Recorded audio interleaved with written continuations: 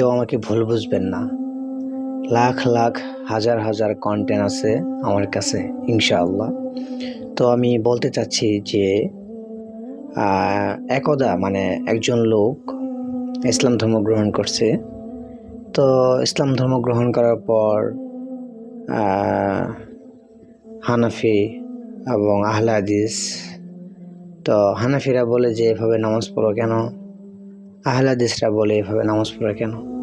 তো এই বেচারাটা এমন একটা বেকায়দায় পড়ে গেছে ইসলাম ধর্ম গ্রহণ করে।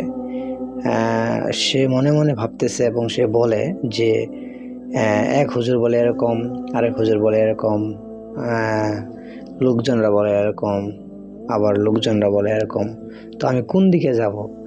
তো খুব একটা সমস্যার মধ্যে পড়ে গেছে। তো আস্তে আস্তে অবশেষে সে আবার নাস্তিক আবার বিধর্মী হয়ে গেছে।